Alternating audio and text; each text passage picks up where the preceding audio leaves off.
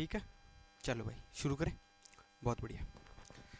तो अभी second chapter पढ़ना है अपने को, है ना। तो फर्स्ट चैप्टर आप लोगों ने पढ़ लिया है, कोई समस्या उसके अंदर, कोई डाउट है तो गणेश सर आपको बढ़िया से उसमें बता देंगे। ठीक है, सेकंड चैप्टर के अंदर अपने को सेकंड चैप्टर के नोट्स जो हैं वो दे दिए हमने आपको, है ना। उसके अंदर ना कुछ कुछ चीज़ें आप अभी लिखते हुए जाना, जो प्रिंट आउट आपने ले रखा है। बहुत ज़्यादा चीज़ें नहीं है जिसको अपन को ऐसे है कि भाई ऐड वैड करना है या ऐसा कुछ, पर जो सर्वे में चीज़ें दी हुई हैं वो लगभग सारी उसके अंदर है। कुछ एक चीज़ें हम एक्स्ट्रा लिखेंगे, बताएंगे, वो आप ऐड कर लेना, है ना। कोई शब्द है उसका क्या अर्थ है, क्या मायने हैं, है ना। जैसे इनबाउंड पोर्टेबिलिटी लिखा हुआ आएगा, आउटबाउंड पोर्टेबिलिटी आएगा, उन सबको कैसे डील करना है, उसका क्या अर्थ है ना। बहुत सारे शब्द ऐसे आएंगे जिनको हमें इस हिसाब से समझना है कि हम मेंस में भी जब आंसर लिखने की बात आई तो इन शब्दों का हम इस्तेमाल कर पाएँ। ठीक है, तो ये चीज़ ध्यान में रखनी है।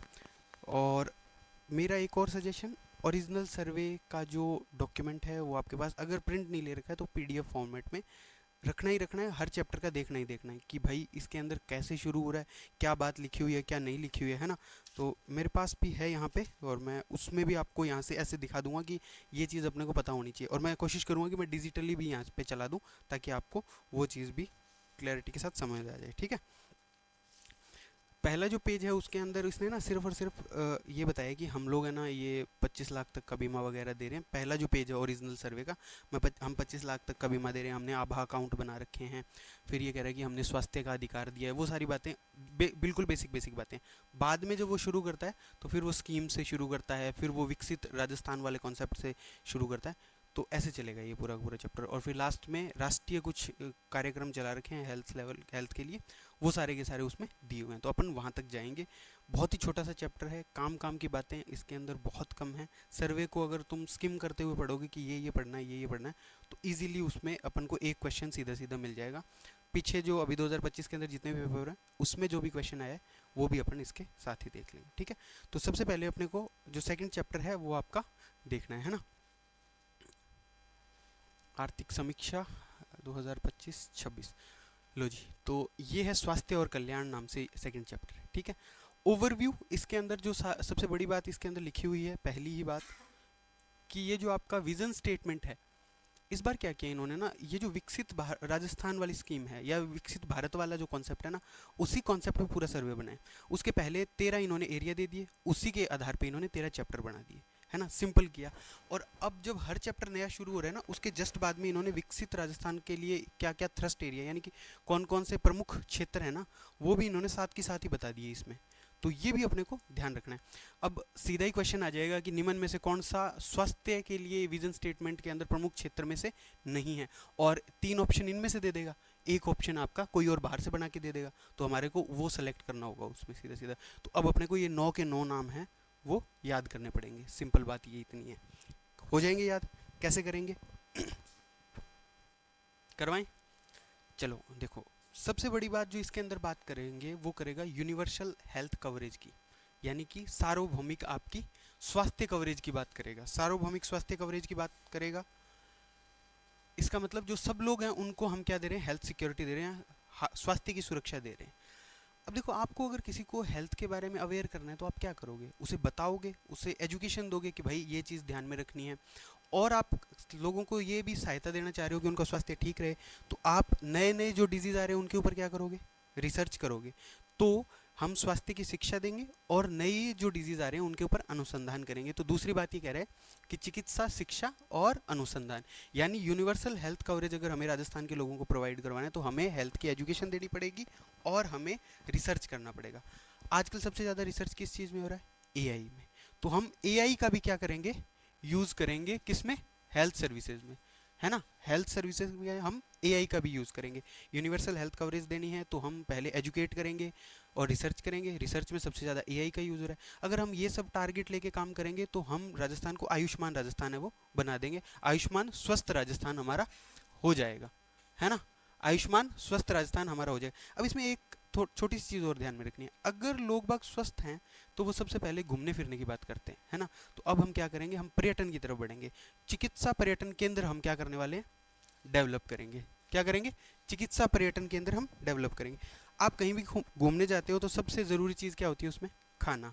खाना तो खाओगे, कोई भी बाहर आपको जो भी स्टॉल मिल जाती है पर्यटन क्षेत्र के, तो आप वहाँ पे खाना खाते हो, तो हम उनको खाद्य सुरक्षा भी उपलब्ध करवाएंगे, है ना। और आजकल खाने के अंदर सबसे ज़रूरी चीज़ क्या हो गई है? मोटे अनाज। मोटे अनाज तो खाने चाहिए। अगर आपको हष्ट पुष्ट रहना है और आपको अगर स्वस्थ रहना है, तो मोटे अनाज को क्या करना होगा? कंज्यूम करना होगा। तो हम मोटे अनाज को क्या करेंगे? प्रोत्साहन देंगे। हमने यूनिवर्सल हेल्थ कवरेज दी, ये उसके लिए हम एजुकेशन और रिसर्च करेंगे। सबसे ज़्यादा रिसर्च हम एआई के अंदर करें। अगर हम ये सब अप्लाई कर देते हैं तो आयुष्मान राजस्थान हो जाएगा। आयुष्मान राजस्थान के लिए अब हम अगर है तो हम घूमने फिरने जाएंगे। घूमने फिरने के लिए हमें खाना कुछ ज़रूरी है, तो हम खाद्य सुरक्षा देंगे। और खाने में हमें मोटे अनाज खाने चाहिए ताकि हम स्वस्थ रहें। अगर आप स्वस्थ रहोगे तो आपका दिमाग चलेगा, और दिमाग चलेगा तो आप अपने अधिकार मांगोगे। तो आप अपने उपभोक्ता अधिकार के बारे में बात करोगे, आप अपने विधिक विज्ञान अधिकार के बारे में बात करोगे। माप से रिलेटेड है, क्या बात है? पहला तो है कंज्यूमर राइट आपका, है ना। क्या आप चीज़ प्रोडक्ट खरीदते हो तो आपको कितने पैसे पे मिलना चाहिए, उसकी गारंटी वारंटी क्या होनी चाहिए, आप रिटर्न कर सकते हो नहीं कर सकते हो। दूसरी जो है वो तोल से रिलेटेड है, मेजरमेंट जो होती है ना, माप, उससे रिलेटेड है कि इसकी जो साइंटिफिक माप है, 1 किलो के अंदर कितनी क्या चीज़ आएगी, ये कितनी हमें कंज्यूम करनी है, कितनी कैलोरी है, वो सारा का सारा जो वो है वो अभी आपका अधिकार है। उसके लिए भी हमने 2009 का एक एक्ट बनाया हुआ है ना। तो ये भी हमें ध्यान रखना है। ये इसके थ्रस्ट एरिया यानी कि प्रमुख क्षेत्र हैं। थ्रस्ट एरिया यानी प्रमुख क्षेत्र है। याद हुए 9 की 9 बात क्या है? हम यूनिवर्सल हेल्थ कवरेज देंगे। हेल्थ कवरेज के लिए हम क्या करेंगे? रिसर्च और एजुकेशन देंगे। रिसर्च सबसे ज़्यादा एआई के अंदर हो रही है। अगर हम ये सब अप्लाई कर देते हैं तो आयुष्मान राजस्थान हो जाएगा। आयुष्मान राजस्थान हो जाएगा तो हम घूमने फिरने की बात करेंगे, तो हम चिकित्सा पर्यटन केंद्र विकसित करेंगे। अगर हम घूमने जा रहे हैं तो खाना जरूरी है, तो खाद्य सुरक्षा आ जाएगी। खाना हमें मोटे अनाज है, और अगर हम मोटा अनाज खा के हष्ट पुष्ट हो जाते हैं तो हम हमारे 2 अधिकारों की बात करेंगे। तो एक तो उपभोक्ता से रिलेटेड, और एक जो मापने से रिलेटेड है उनसे। हो गया क्लियर? हो गया याद? चलो जी, तो आगे बढ़े। अब ना कुछ एक इन्होंने ना इंडिकेटर्स दिए हुए हैं, कुछ एक इन्होंने संकेतक दिए हुए हैं कि हम हमारा जो हेल्थ है वो कैसा है। कोई भी बच्चा जन्म ले रहा है तो वो स्वस्थ है या नहीं है। कोई भी माता अगर बच्चे को जन्म दे रही है तो वो स्वस्थ है या नहीं है। कितने लोगों की मृत्यु हो रही है, कितने लोग बच पा रहे हैं, कितने लोगों में किस प्रकार के डिजीज़ हैं, वो सारी की सारी बात हम इंडिकेटर्स के रूप में, जो इंडिकेटर्स हैं यानी जो संकेतक हैं उनके रूप में हम देखते हैं, है ना। सिंपल सी बात ये है इसके अंदर कि 3-4 इन्होंने मृत्यु दर दी हुई है यहाँ पे। एक तो NNMR, एक IMR और एक U5MR। ठीक है, NNMR, IMR, U5MR। अपन एक बार ना यहीं पे लिख लेते हैं इसको। पहली कौन सी है? NN। दूसरी और तीसरी U5MR। और हमें बतानी है किसके लिए? राजस्थान की। तो यार ये NNMR क्या होती है? नवजात और शिशु में कंफ्यूजन नहीं होता क्या आपको कि कौन से नवजात की होगी, कौन सी शिशु वाली होगी? एज डिफरेंस है, यानी कि उनकी जो उम्र है उससे निर्धारण होता है। अगर जन्म से 28 दिन के भीतर अगर मृत्यु हो जाती है तो वो नवजात है, नियोनेटल्स बोलते हैं जिसको इंग्लिश के अंदर। ठीक है, अगर जन्म से 28 दिन के भीतर अगर मृत्यु होती है तो उसे नियोनेटल्स बोलेंगे। और अगर 1 साल के भीतर होती है तो उसे हम इन्फेंट बोलते हैं या शिशु बोलते हैं। ठीक है, इन्फेंट या शिशु। और जो U5 है वो आपको दिख ही रहा है, अंडर 5 ईयर का जो है बच्चा, अगर उसकी डेथ होती है तो उसके बारे में डेटा है वो हमें दिए हुए हैं। कैसे याद रखोगे अब इसे?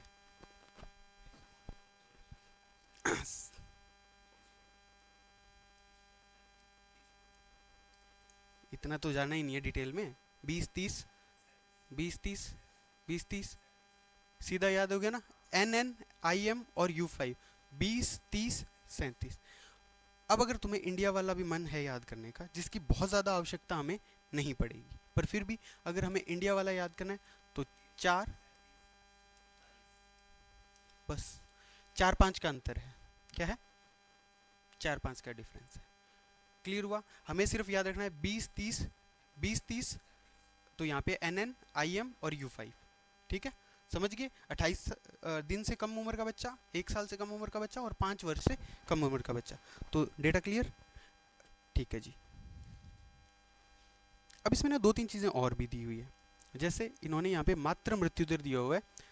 मातृ मृत्यु दर का मतलब ये है कि अगर कोई महिला गर्भावस्था या फिर डिलीवरी के दौरान अगर मृत्यु हो जाती है तो वो मातृ मृत्यु दर के अंदर काउंट होती है। पर क्या अगर बच्चे को जन्म देने के बाद में भी अगर महिला की डेथ हो जाए तो क्या वो काउंट होगी? क्या होगी? अगर 42 दिन तक अगर ऐसा होता है 42 दिन के भीतर भीतर अगर ऐसा होता है तो उसको भी काउंट करते हैं ये लोग मातृ मृत्यु दर के अंदर। उसका डेटा सिंपल है, 86 दिया हुआ है और 88 इंडिया का है, 86 86 राजस्थान का। इन सभी डेटा को देख के ना आपको एक चीज़ क्लियर होगी कि हम इंडिया के मुकाबले ना बेटर परफॉर्म कर रहे हैं। हर एक डेटा के अंदर हम इंडिया के मुकाबले बेटर परफॉर्म कर रहे हैं। यहाँ पे भी देखोगे जैसे अब जो संस्थागत प्रसव है उसमें भी हम ज़्यादा हैं, वैक्सीनेशन में भी हम ज़्यादा नंबर पे हैं। ठीक है, एक दो डेटा इसके अंदर और भी है, जैसे फर्टिलिटी रेट वाला डेटा दिया होगा आपके उसमें, जिसमें 2 आ रहा है कि 2 फर्टिलिटी रेट हो गई है ना। अगर ओरिजिनल आप देखोगे तो उसके अंदर दिया हुआ है।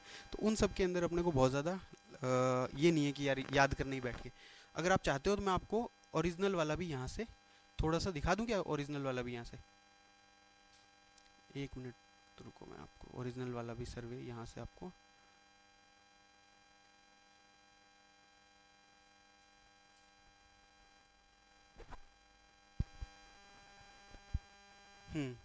ये है भाई ओरिजिनल वाला। 1 मिनट इधर देख लो थोड़ा सा, जैसे मैंने पहले पेज के ऊपर बताया था ना, अभी आपको दिखेगा तो नहीं, दिख रहा है आपको? अभी अभी दिखेगा। अब देखो, ये मैंने कहा था ना कि हमने एक नीति लेके आए हैं, हम 25 लाख तक का बीमा दे रहे हैं। ये फ्रंट पेज है इसका, ये इसका फ्रंट पेज है ना। फिर हमने ये आयुष्मान आभा अकाउंट की बात कर रहा था मैं, तो वो आभा अकाउंट भी यहाँ पे दिए हुए हैं। ठीक है, स्वास्थ्य अधिकार अधिनियम 2023 राज्य के सभी नागरिकों के लिए सुलभ और किफ़ायती, ये बात भी अपन ने कर ली थी कि ये सारी बातें वो करेगा। फिर ये वो विजन डॉक्यूमेंट है जिसके ऊपर अपन बात कर रहे थे कि ये 9 सेक्टर है, हमने सारा देख लिया है ना। अब ये वो संकेतक हैं, ये वो टेबल बनी हुई है जिसकी अपन बात कर रहे थे। इसमें ना टीकाकरण के बाद में इन्होंने ये एनीमिया वाला दे रखा है, TFR वगैरह ये सारी चीज़ें भी दे रखी है ना। थोड़ा सा इसको जूम कर लेते हैं, यहाँ पे ही मैं बता देता हूँ इसको भी। देखो भाई, ये डेटा वैसे तो अपने को याद करने नहीं है, पर फिर भी अगर बाई चांस RPSC पूछने पे ही आ जाए तो हम कैसे रोकें उसको। तो ये 2-3 डेटा और अपन यहाँ पे देख लेते हैं ना। जैसे एक डेटा तो यहाँ पे दिया हुआ है एनीमिया से रिलेटेड, वैक्सीनेशन वाला तो अपन ने वहाँ पे देख ही लिया। एक डेटा दिया हुआ है एनीमिया से रिलेटेड, वो आपको ये वाला याद करना है। ठीक है, अब याद करना नहीं करना कोई मतलब नहीं है इस चीज़ का, बस देख लो एक बार इसको। जो मैं प्रजनन दर की बात कर रहा था वो 2 दिया हुआ है। ठीक है, 5 साल से कम उम्र के बच्चों में कम कद, ये ना 2-3 बीमारियां दी हुई है, स्टंटिंग और वो सब बीमारियां होती है ना बच्चों के अंदर, उनके बारे में डेटा दिया हुआ है। दुबले हैं, वजन कम है, तो ये डेटा यहाँ पे भी दिया हुआ है। इन सब पे बहुत ज़्यादा लोड नहीं लेना है, सिर्फ आपको वो जो ध्यान में रखने वाली बातें थी वो अपन ने सारी डाल के सर्वे के अंदर आपको बता रखी है। ठीक है, तो इसके अलावा तो यार और कुछ इसके अंदर दिया नहीं हुआ है। ये राष्ट्रीय औसत से कितना कम है कितना नहीं है वो सारी बातें अपन कर लेंगे वहाँ पे। ठीक है, कि शिशु मृत्यु दर में अभी कितना बढ़ गया कितना नहीं, बहुत ज़्यादा उसके ऊपर लोड नहीं लेना है अपने को, सिर्फ डेटा इतना ही याद रखना है कि अभी क्या है। अभी वाला अपन ने याद कर लिया है। ठीक है, तो वापस चले, ये जैसे यहाँ पे दिया हुआ है इसने, अब ये भी देख लो थोड़ा सा।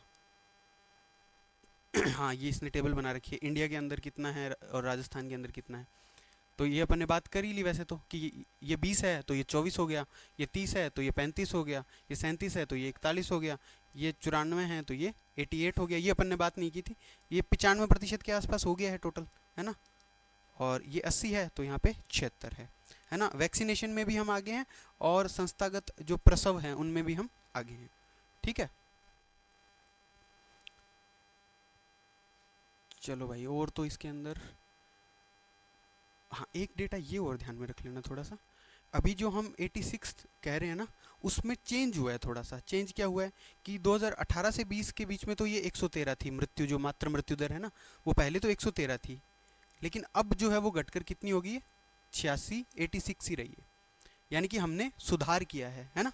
तो ये आप उसके अंदर ओरिजिनल वाले के अंदर अपना हाईलाइट कर लो कि भाई ये सुधार हो गया है हमारे वाले में।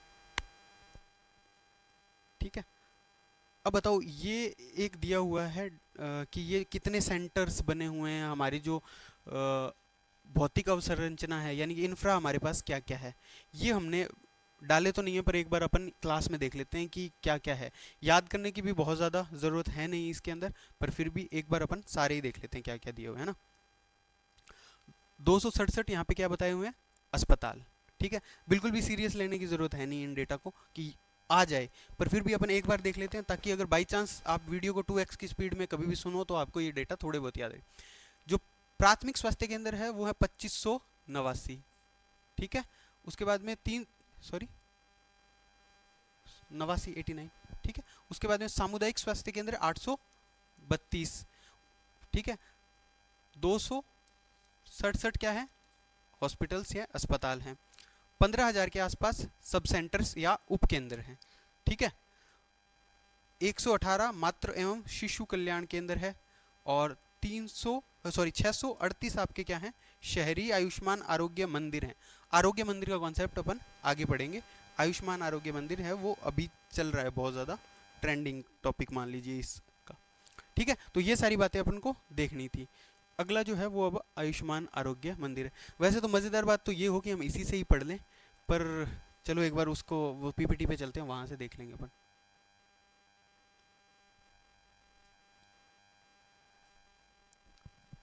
चलो जी आगे बढ़ें। ये सब याद होगी ना अब, कितना है, 20 30 37, ये याद रखना बस अपने को मेनली। तो ये भी हो गया। अच्छा जी, अब है आयुष्मान आरोग्य मंदिर। क्या हुआ, ये जब आपकी स्वास्थ्य नीति आई ना 2017 की, तो इसमें ना स्वास्थ्य एवं कल्याण केंद्र बनाए गए। 2017 में जब आपकी स्वास्थ्य नीति आई, उसके अंदर इन्होंने स्वास्थ्य एवं कल्याण केंद्र बनाए। पर बाद में 2023 में इन्होंने क्या किया, नवंबर 2023 में मंत्रालय ने क्या किया, इनका नाम बदल के क्या कर दिया, आयुष्मान आरोग्य मंदिर, AAM, आम मान लो या AAM मान लो, है ना, आम बना दिया अब इसको इन्होंने। यानी कि ये जो केंद्र बनाए हुए थे स्वास्थ्य एवं कल्याण केंद्र, इनको इन्होंने आयुष्मान आरोग्य मंदिर में कन्वर्ट कर दिया। क्यों किया इन्होंने, इनका ये मानना है कि जो आपकी प्राथमिक समग्र प्राथमिक स्वास्थ्य देखभाल है ना, CPHC, ये हम आपको प्रोवाइड करवाना चाह रहे हैं। स्वास्थ्य की जो प्राथमिक देखभाल है, जो प्राथमिक आपको स्वास्थ्य की देखभाल है, वो हम प्रोवाइड करवाना चाह रहे हैं। तो इसके अंदर हम क्या क्या सर्विस प्रोवाइड करवाएंगे वो इन्होंने साफ लिख दिया कि हम जो समग्र प्राथमिक स्वास्थ्य देखभाल है उसके तहत आपको 12 सेवाएं हैं वो क्या करने वाले हैं, प्रोवाइड करवाने वाले हैं। और उसकी सूची भी हमने दे रखी है। क्या सूची है, उसकी सूची यहाँ पे दी हुई है। अब इसको भी अपन को याद करना पड़ेगा, बहुत ज़्यादा मुश्किल नहीं है। क्यों याद करना पड़ेगा, थोड़ा सा आगे चल के देख लेते हैं। दो क्वेश्चन आए हुए हैं। एक तो आया हुआ है assistant director science and tech department के अंदर, जो 9 तारीख 7वां महीना 2025 को हुआ है, कि निम्न में से कौन सी सेवाएं आयुष्मान आरोग्य मंदिर में इस प्राथमिक स्वास्थ्य देखभाल के अंतर्गत दी जाती हैं। तो ये ऑप्शन दे रखे हैं, 3 सेवाएं दे रखी है, और कौन सी दी जाती है कौन सी नहीं। सेम अगले एक और क्वेश्चन पेपर में असिस्टेंट टेस्टिंग ऑफिसर, कोई PWD का पेपर था, उसके अंदर भी सेम ये 4 देके और पूछ रहा है कि कौन सी सेवाएं दी जाती है आरोग्य मंदिर के अंदर और कौन सी नहीं। तो याद तो करनी पड़ेगी, है ना। आपके लिए भी तो पूछ ही सकता है कि कौन सी दी जा सकती है कौन सी नहीं।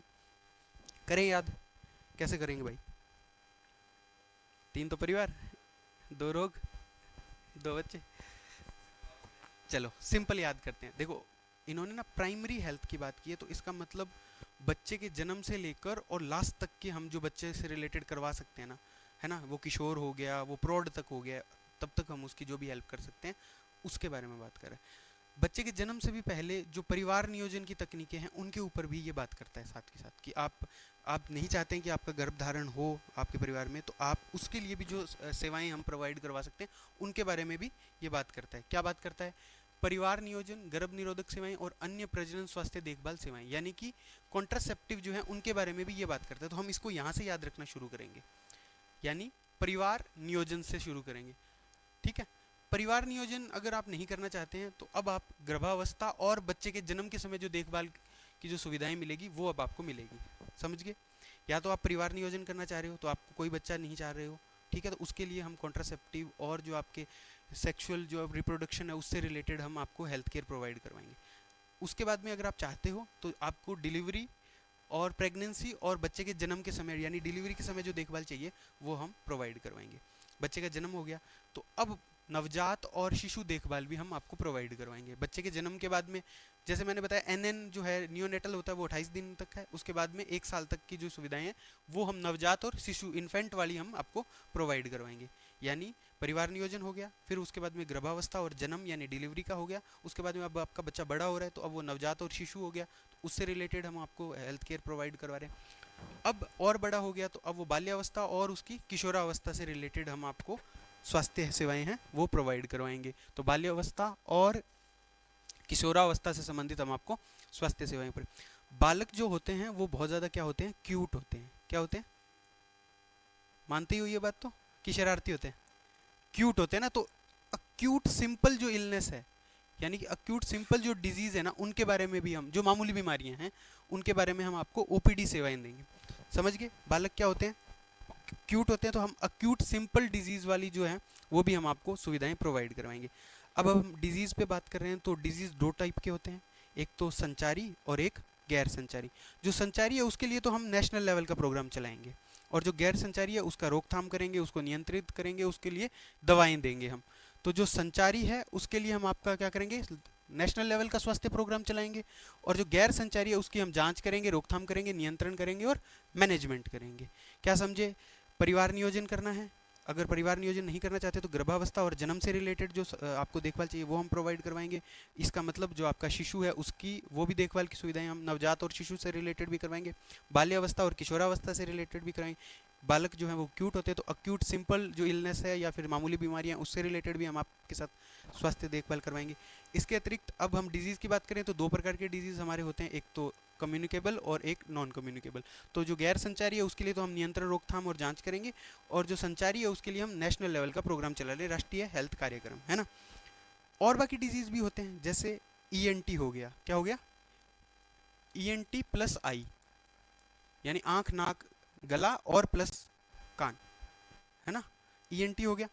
और आपका कौन सा चला सकते हैं हम, मुख से रिलेटेड, जो बुनियादी मुख देखभाल है वो भी हम आपको प्रोवाइड करें, यानी एक तो मुंह से रिलेटेड और एक आपके आँख, नाक, गला और कान से रिलेटेड जो भी प्रॉब्लम आएगी उसका भी हम आपके लिए क्या करेंगे, देखभाल करेंगे। समझ आए। अब इसके बाद में सिर्फ 3 रोग बचे हैं। क्या, एक तो बचा है आपका अगर कोई जल जाए या कोई चोट लग जाए या कोई एक्सीडेंट हो जाए उससे रिलेटेड, या फिर आपका मानसिक स्वास्थ्य खराब हो जाए, जिसके की चांसेस ज़्यादा रहते हैं जनरली, है ना। तो या तो आपको कोई चोट लग जाए, या कहीं कोई जलने जैसी घटना हो जाए, या फिर आपके मानसिक स्वास्थ्य से रिलेटेड। और अगर इन सब से बच जाते हो तो फिर आपको हम प्रौढ़ सहायता प्रदान करेंगे, प्रौढ़ और उपशामक स्वास्थ्य देखभाल, है ना। प्रौढ़ का क्या मतलब होता है, हाँ मतलब युवा से भी बड़ी जो उम्र है, एकदम प्योर जो एडल्ट हो चुका है कम्प्लीटली, है ना। हाँ हाँ वो वाला, एकदम सही कह रहे हो आप। तो उससे रिलेटेड हम आपको स्वास्थ्य सेवाएं हैं वो करेंगे। समझ गए अब आप क्या क्या बात हुई है। सबसे पहले परिवार नियोजन की बात हुई है, अगर परिवार नियोजन वाला नहीं चाहिए तो आपको हम गर्भावस्था और जन्म वाला, फिर आपके नवजात और शिशु देखभाल, फिर आपकी बाल्यावस्था और किशोरावस्था, किशोर बालक क्यूट होते हैं तो अक्यूट सिंपल इलनेस के ऊपर और मामूली बीमारियों के ऊपर बात करेंगे। बीमारियां दो प्रकार की है, संचारी और गैर संचारी। संचारी के लिए हम राष्ट्रीय प्रोग्राम चला रहे हैं, और गैर संचारी के लिए हम उसकी देखभाल, जांच सब कुछ करेंगे, ठीक है। उसके अलावा 2 रोग और हो सकते हैं, या तो आप आँख, नाक, गला से रिलेटेड आपको, या फिर मुंह से रिलेटेड, है ना। बुनियादी मुख देखभाल भी हम आपको प्रोवाइड करवा रहे हैं। इसके बाद में 3 और बच गए, एक तो आप जल गए या एक्सीडेंट या कुछ आघात जैसा अगर आपके साथ होता है, या फिर आपको मेंटल इलनेस या मानसिक बीमारी है उससे रिलेटेड। सब से बच के अगर आप प्रौढ़ होगे तो उससे रिलेटेड भी हम आपको सुविधाएं हैं वो प्राप्त करा देंगे या अवेल करवा देंगे। समझ आ गया, भूल जाओगे, भूलोगे तो नहीं, क्वेश्चन गलत तो चलो जी फिर आगे चलें। ये क्वेश्चन भी अपन ने देख लिया, ऐसे क्वेश्चन आ रहे हैं आरपीएससी के अंदर। चलो एक हर्डल पार हो गया, अब एक दूसरा हर्डल हो रहा है, मतलब कि आयुष्मान आरोग्य मंदिर हमने पढ़ लिए है ना। अब अपने को आयुष्मान आरोग्य स्कीम पढ़नी है, जिसको अपन किस नाम से पढ़ते हैं, माँ योजना से। अच्छा नाम दे दिया है इन्होंने, मुख्यमंत्री आयुष्मान आरोग्य योजना, जिसको हम माँ योजना के नाम से जानते हैं। पहले इसको किस नाम से जानते थे, चिरंजीवी वगैरह नाम सुनते ही थे आप, है ना। इसका नाम ना महात्मा गांधी के नाम पे कर दिया गया था, फिर नेशनल लेवल पे आयुष्मान भारत चला था, तो फिर आयुष्मान भारत वाले को इससे इंटीग्रेट कर दिया, आयुष्मान भारत महात्मा गांधी स्वास्थ्य बीमा योजना नाम से। इसको इन्होंने जनवरी के आसपास किया था, है ना, जनवरी 2000। ये मैं इंटीग्रेशन की बात कर रहा हूँ भाई, जो महात्मा गांधी बीमा योजना और आयुष्मान भारत वाला है ना, उसको इंटीग्रेट किया था इन्होंने। फिर मई के अंदर इन्होंने क्या किया, ये इसका नाम माँ योजना कर दिया और इसका दायरा बढ़ा दिया, ठीक है, समझ गए। मई के अंदर इसको इन्होंने माँ योजना के नाम से शुरू कर दिया। हुआ क्या है, बात तो सारी की सारी वही है ना, बात तो सारी की सारी वही है। अब अपने को सीधी सिंपल बात इसके अंदर समझनी है कि इनके लाभार्थी कौन है ना, कौन कौन से लाभार्थी हैं, 5 पॉइंट के अंदर आपको याद करना है, सिंपल है ना। वैसे सर्वे के अंदर क्या है, लाइन सी दी हुई है ऐसे, तो लाइन दी हुई है तो आपको थोड़ा मुश्किल हो जाएगी कि कोई एक आध मिस हो जाए, तो हम क्या करेंगे, 5 सीधे ऐसे मान लेंगे कि 5 क्राइटेरिया या 5 कैटेगरी, उनको अपन इसके अंदर डील करने वाले हैं। कौन कौन से हैं, 1 मिनट रुको भाई रे, सभी को अपन एब्रीवेशन से याद करेंगे। एब्रीवेशन समझते हो, छोटा रूप। सबसे पहले एनएफएसए। एनएफएसए का क्या है, एनएफएसए क्या होता है, राष्ट्रीय खाद्य सुरक्षा के लाभार्थी परिवार जो है ना, परिवार ध्यान ये रखना है क्या है, परिवार। तो राष्ट्रीय खाद्य सुरक्षा के लाभार्थी जो परिवार है, उनको हम ये सुविधा प्रोवाइड करवाएंगे। क्या सुविधा है वो हम आगे समझ लेंगे। और कौन हो सकते हैं, जो सोशियो इकोनॉमिकल कास्ट सेंसस हुआ है 2011 का, उसके जो परिवार हैं उनको भी हम क्या करेंगे, सेम सुविधा उपलब्ध करवाने वाले हैं। क्लियर हुआ। तीसरा जो है, जो ईडब्ल्यूएस कैटेगरी के अंदर आता है, उसको भी हम, जो ईडब्ल्यूएस कैटेगरी के परिवार है उनको भी हम क्या करेंगे, शामिल करेंगे। तो एब्रीवेशन में एनएफएसए आ गया, एसईसीसी आ गया और ईडब्ल्यूएस आ गया, ठीक है। स्मॉल और मार्जिनलाइज जो फार्मर है या फिर कोई कॉन्ट्रेक्चुअल वर्कर है, कोई संविदा पे काम कर रहा है किसी के पास, तो उनको भी हम इसके अंदर क्या है, रखने वाले हैं, ठीक है। अब एक लास्ट बच गया, जिसको भी कोविड हो गया था और अगर कोई वरिष्ठ नागरिक है, तो उनको हम ये सेम सुविधाएं उपलब्ध करवाएंगे। ओ, इन्होंने 70 कंसीडर किया है ना, वैसे 60 का होता है क्राइटेरिया, तो पर जैसे एक क्वेश्चन अभी हम आगे देखेंगे ना, तो इन्होंने ना 70 का मानना है, वो एक क्वेश्चन में भी हम देख लेंगे आगे। वरिष्ठ का नागरिक का वैसे 60 का कॉन्सेप्ट है नॉर्मल। चलो, तो एनएफएसए परिवार, सोशियो इकोनॉमिक कास्ट सेंसस वाले परिवार, ईडब्ल्यूएस परिवार, स्मॉल और मार्जिनलाइज जो फार्मर है या कॉन्ट्रेक्चुअल वर्कर है वो, कोविड वाले या फिर हमारे वरिष्ठ नागरिक है। वरिष्ठ नागरिकों के लिए एक प्रकार की केयर स्पेशल इसमें प्रोवाइड की जाती है, उसके ऊपर क्वेश्चन आया था, तो वो भी अपन देख लेंगे। तो 5 लोग हो गए, यानी कि हम 5 क्राइटेरिया जो मान के चल रहे थे वो हो गए, उसको अपन ऐड कर लेते हैं। अब ये स्कीम चलाई क्यों है, ऑब्जेक्टिव क्या है, ऑब्जेक्टिव ये है जी कि जो आप पे OOPE जो पड़ता है आपके ऊपर, अब ये आप कहोगे कि OOPE क्या है, आउट ऑफ पॉकेट एक्सपेंसेस, यानी कि आपकी जेब से जो बाहर पड़ता है ना एक्स्ट्रा वाला, उससे हम आपको वित्तीय सुरक्षा प्रदान कर रहे हैं, इसके लिए ये हम करवा रहे हैं, समझे। OOPE यानी जो आपके पॉकेट के ऊपर एक्स्ट्रा एक्सपेंसेस का बाहर पड़ रहा है, उसको हम क्या करवा रहे हैं, वित्तीय सुरक्षा प्रदान करा रहे हैं। वित्तीय सुरक्षा प्रदान कराने के लिए आप क्या कर रहे हो, हम कर रहे हैं जी, पात्र लाभार्थियों को हम सरकारी और निजी अस्पतालों में बेहतर चिकित्सा सुविधा, कैशलेस उपचार हैं वो दे रहे हैं। आप क्या दे रहे हो, कैशलेस उपचार दे रहे हो। कितने रुपए का कैशलेस उपचार दे रहे हो आप, 25 लाख रुपए का। कुल बीमा जो आप कवरेज बता रहे हो वो कितनी है, 25 लाख पर परिवार पर ईयर। एसी ऑन कर दीजिए पीछे से, गर्मी थोड़ी बढ़ रही है, ब्लैक वाला बटन।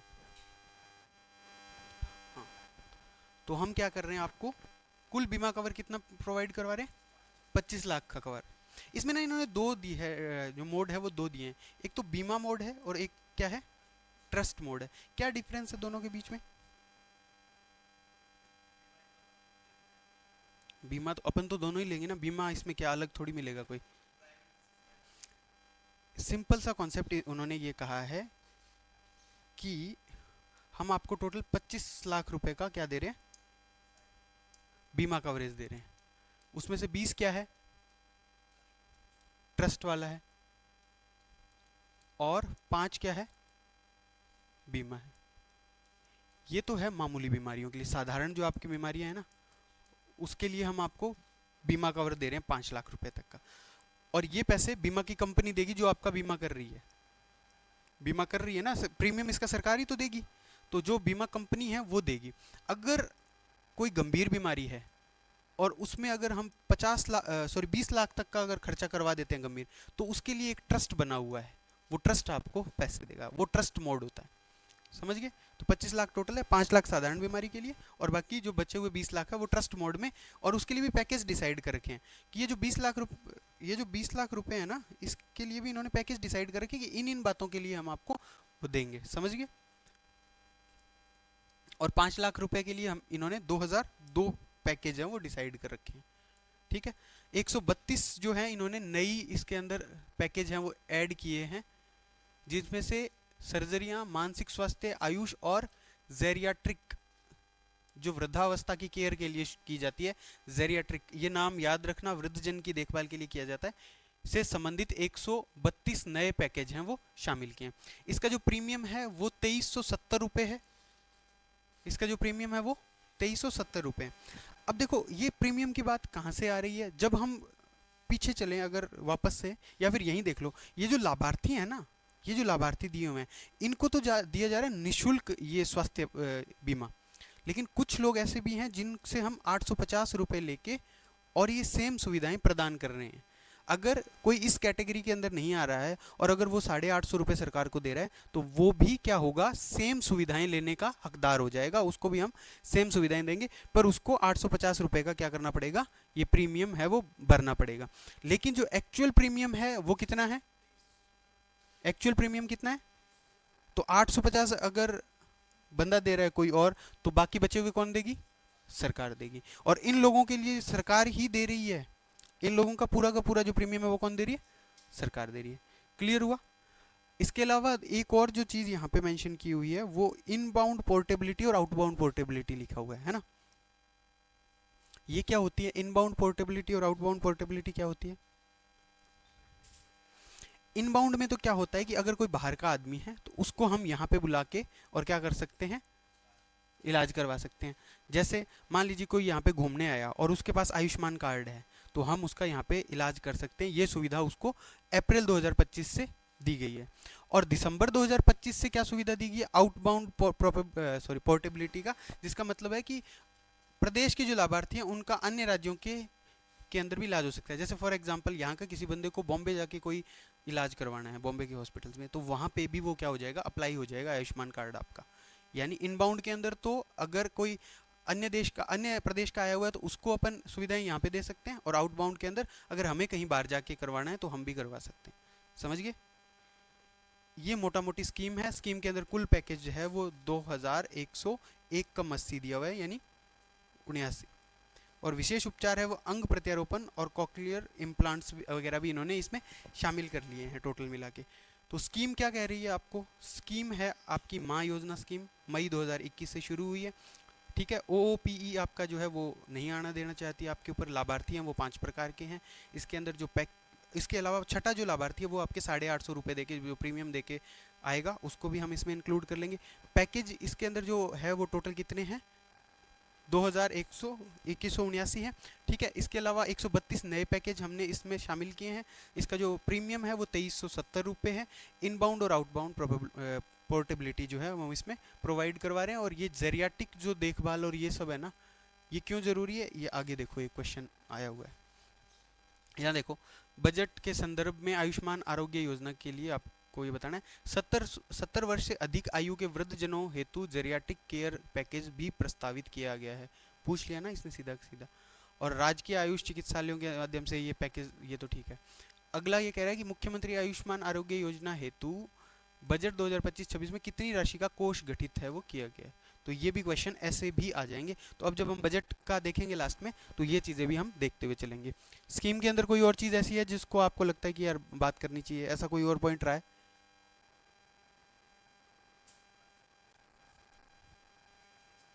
अच्छा, और सारे डिस्ट्रिक्ट हो गए हैं, ये करंट के अंदर है कि कर्नाटक और, ठीक है, एक बार आप और अपन और चेक कर लेंगे। पर कर्नाटक और तेलंगाना के अलावा सारे राज्यों के अंदर ये पोर्टेबिलिटी हमने प्रोवाइड करवा दी। बहुत अच्छी। चलो जी, ये बड़ी बड़ी स्कीम अपन ने सारी देख ली है ना। पानी पी लेते हैं फिर थोड़ा सा।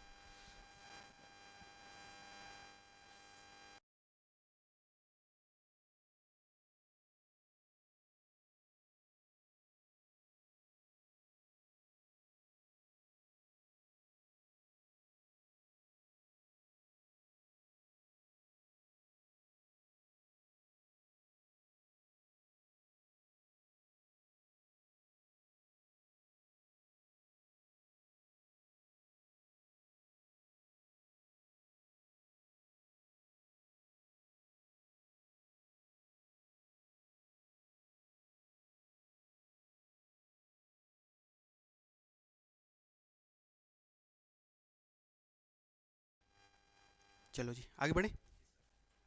अब देखो छोटी छोटी स्कीम्स हैं, ज़्यादा बड़ी नहीं है अब तो, है ना। जितनी बड़ी स्कीम थी वो दोनों अपन ने देख लिए, और प्रोबेबिलिटी भी ज़्यादा है कि वहाँ से सीधा सीधा क्या आ जाए, आपके क्वेश्चन आ जाए, है ना। चलो दवा योजना वगैरह ये है, अब तो आगे सीधा सीधा इस पे ही बात कर लेते हैं। तमिलनाडु है ना, तेलंगाना नहीं है ना वहाँ पे, तो वो कंफ्यूजन दूर कर लो, यहाँ पे तमिलनाडु है।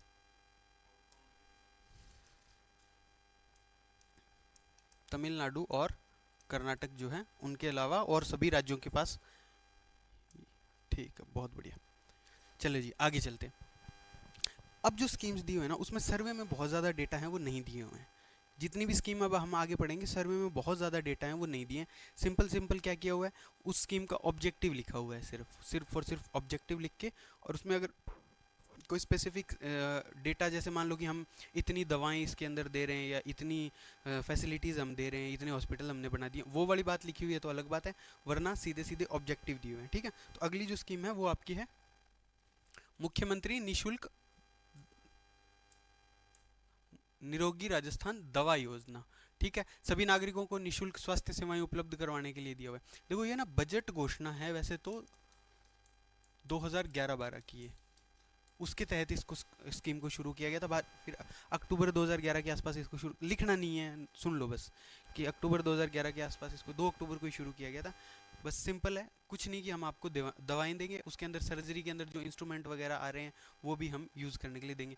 इन्होंने नीचे दिए हुए हैं कि इतनी दवाएं हम देंगे, इतने सर्जिकल इंस्ट्रूमेंट देंगे, इतने सूचर्स हम देंगे। टोटल तुम काउंट करोगे तो कुछ 1822 या ऐसा कुछ पड़ेगा ना।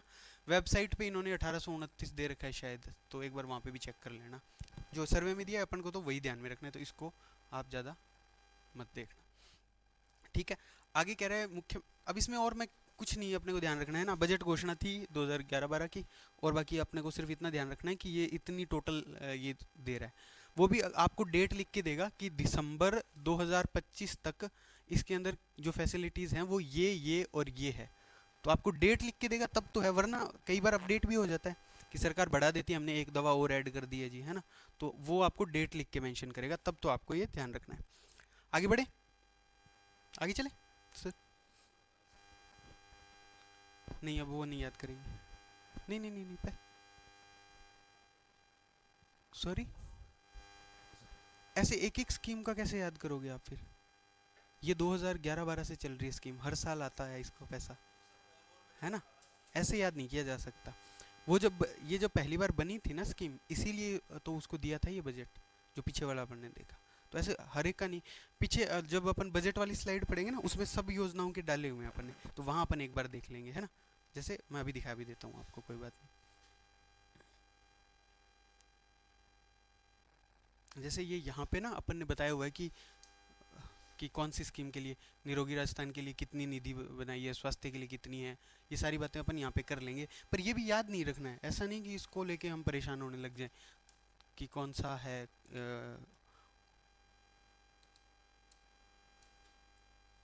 ठीक है, अब है मुख्यमंत्री निशुल्क निरोगी राजस्थान जांच योजना, दवा योजना की बाद में शुरू किया था इसको, ये 13 के आसपास की स्कीम है। बस इसके अंदर इन्होंने इतने ये रुपए वगैरह डायग्नोस जांचें करवाई है।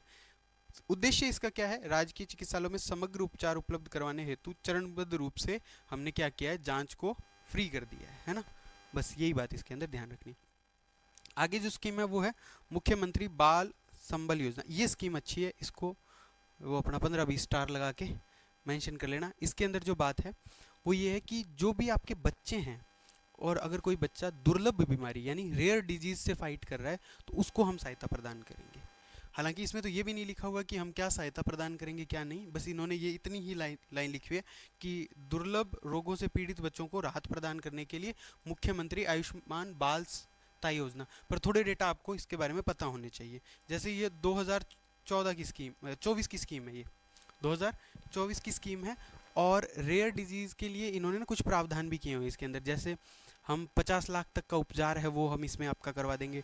अगर कोई रेयर डिजीज़ से बच्चा लड़ रहा है तो हम उसको 5,000 मंथली हेल्प भी कर देंगे। मतलब ऐसे डेटा इन्होंने दिए नहीं, पर ये स्कीम का पार्ट है, तो थोड़े बहुत आपको ये, हाँ बच्चा, वो बच्चे का जो कंसिडर करें, अब जैसे कि भाई बच्चा कौन होगा तो वो भी डिफाइन किया हुआ है। रेयर डिजीज क्या होगा वो भी तो डिफाइन, अब आपके लिए बुखार भी तो रेयर हो सकता है, किसी के ना आए तो बुखार भी रेयर है, पर माना किसको है, तो इसके लिए ना इन्होंने पॉलिसी बनाई थी 2021 के अंदर, और उस 2021 की पॉलिसी के अंदर ना लिस्टेड डिजीज को, रेयर डिजीज को ना लिस्ट बना के डाल दिया कि ये डिजीज हमारे लिए रेयर डिजीज है। तो जब ये स्कीम आई तो स्कीम के अंदर डिफाइन कर दिया कि भाई बच्चे को हम कंसिडर करेंगे जो 18 साल से कम का हो, और रेयर डिजीज हम कंसिडर करेंगे जो 2021 वाली पॉलिसी के अंदर मेंशन किया हुआ है, उसी को रेयर डिजीज हम कंसिडर करेंगे। ठीक है, तो ये आपकी आयुष्मान, मुख्यमंत्री आयुष्मान बाल सहायता योजना है, वर्ष 2024 की ये स्कीम है। तो क्या क्या ध्यान रखना है, वर्ष 2024 की स्कीम है, और जो बच्चे दुर्लभ बीमारियों से, रेयर डिजीज से लड़ रहे हैं, उनको हम क्या करेंगे, राहत प्रदान करने के लिए ये सारी स्कीम है वो चला रहे हैं। क्लियर, आगे बढ़े। चलिए, अब एक और स्कीम है जिसका नाम है RGHS, राजस्थान सरकार स्वास्थ्य योजना। क्या पता है भाई आप लोगों को इसके बारे में? गवर्नमेंट एम्प्लॉयज़ के लिए, जितने भी सरकारी कर्मचारी हैं और जिनको सरकार पेंशन देती है, उन सब के लिए इन्होंने ना बकायदा मेंशन कर रखा है। इसमें लाभार्थी श्रेणी में मंत्री जी हैं, विधायक जी हैं, पूर्व विधायक भी है, ऑल इंडिया सर्विसेज के जो लोग हैं वो सेवारत और सेवानिवृत्त यानी रिटायर्ड, और जो फंक्शन में है वो भी, राजस्थान सरकार के सेवारत कर्मचारी के साथ पेंशन भोगी, और राजस्थान स्वायत्त निकाय में सेवारत कर्मचारी और पेंशन भोगी, और उन पर आश्रित यानी उनके फैमिली वाले भी इसमें इंक्लूड होंगे। तो ये इसके क्या है, लाभार्थी। सिंपल सी बात, जो गवर्नमेंट एम्प्लॉय है और या फिर जिनको गवर्नमेंट पेंशन देती है वो सारे के सारे इसके अंदर इंक्लूडेड है। कब की स्कीम है ये? 23 की है कि 21 की है? क्या हुआ है? नहीं, 21 की स्कीम है ये। नहीं नहीं, ये तो तब से चल रही है। किस, क्या इसमें लिखा हुआ है?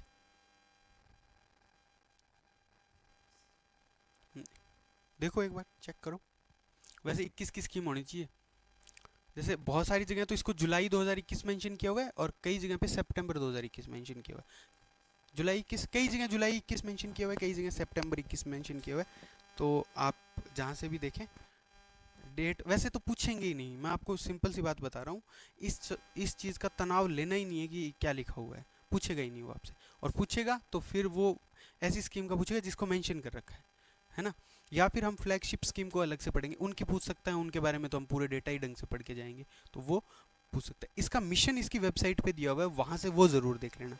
इसका मिशन है स्वस्थ राजस्थान खुशहाल राजस्थान, वो लिख लो, वो ज़रूर से लिख लो इसको, स्वस्थ राजस्थान खुशहाल राजस्थान।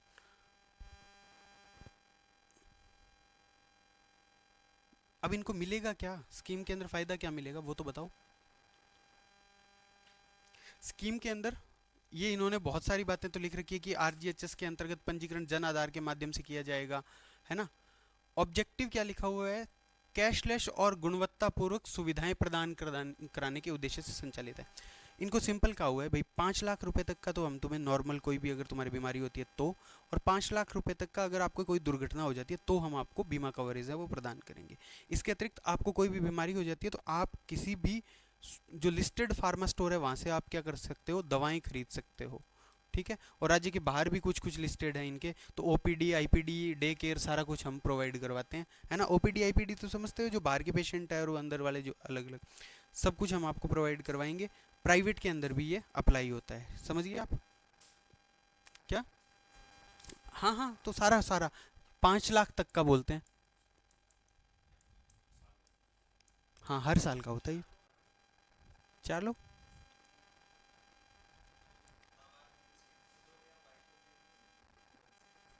हाँ उसके जो आश्रित हैं, ऐसे तो माता पिता भी अगर उसके आश्रित हैं तो उनको भी मिलता है। ठीक है, क्या क्या बात हमने इसकी, 21 की स्कीम है आरजीएचएस हम इसको बोलते हैं। क्या करना है, गवर्नमेंट एम्प्लॉय और जो भी पेंशन भोगी जो कर्मचारी हैं उन सबको हम क्या है, बीमा कवरेज दे रहे हैं, 5 लाख रुपए तक का नॉर्मल और 5 लाख दुर्घटना वाला दे रहे हैं। अगर आपको जो है वो पंजीकरण करवाना है तो जन आधार के माध्यम से आप ये भी करवा सकते हो। इसके अंदर आयुर्वेद, होम्योपैथी, यूनानी, सिद्धा के तहत, यानी आयुष वाला लगभग मैटर है सारा का सारा। ठीक है। और आरजीएचएस लाभार्थियों को सुविधाजनक सेवाएं प्रदान करने के लिए पूर्णतः ऑनलाइन पोर्टल है वो बना दिया गया है। मोबाइल ऐप के माध्यम से सारा काम हम कर रहे हैं। सर्वे में बहुत ज़्यादा कुछ इसके बारे में डेटा दिया नहीं गया है। इसका मिशन जो दिया है इन्होंने वो क्या दिया है, स्वस्थ राजस्थान खुशहाल राजस्थान। समझ गए, आगे बढ़े। ओके, चलो भाई थोड़ा सा जल्दी चल लेते हैं अब। अगला जो है वो है आयुष्मान व्यय वंदन योजना। वंदन आप किन का करते हो, जो आपसे बड़े हैं। तो ये किन के लिए, 70 वर्ष या उससे अधिक आयु के वरिष्ठ नागरिक हैं, उनको हम क्या कर रहे हैं, कैशलेस सुविधा प्रदान कर रहे हैं इलाज के लिए। और ये कब से शुरू हुई है, तो लगा लो भाई स्टार वगैरह लगा लो। अब फिर आप कहोगे कि डेट बता दो इसकी। बुजुर्गों को बिना किसी वित्तीय बोझ के आवश्यक चिकित्सा उपचार प्रदान करने के लिए सुलभ स्वास्थ्य सेवा सुनिश्चित करने के उद्देश्य से 29 अक्टूबर 2024 को हमने क्या किया है ना, वंदन हम वरिष्ठ नागरिकों को करते हैं, तो इससे याद रख लेना इसको, ठीक है। आगे है आदर्श प्राथमिक स्वास्थ्य केंद्र और मॉडल स्वास्थ्य केंद्र योजना।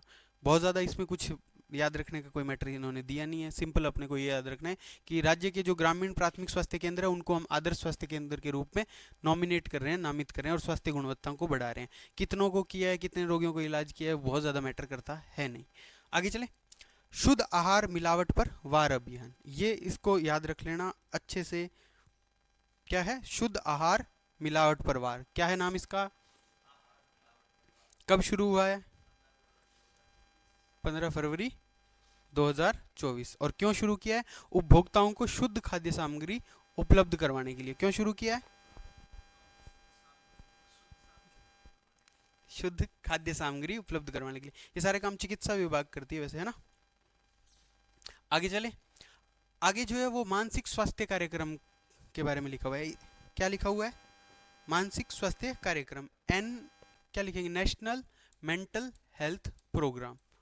ठीक है, उद्देश्य क्या है, स्वास्थ्य देखभाल की पहुंच को बढ़ाना और मरीजों को समर्थन प्रदान करना। इसके अलावा ये कितने लाख लोगों को क्या किया है क्या नहीं किया है, ये तो अब क्या करोगे तुम लोग जान के।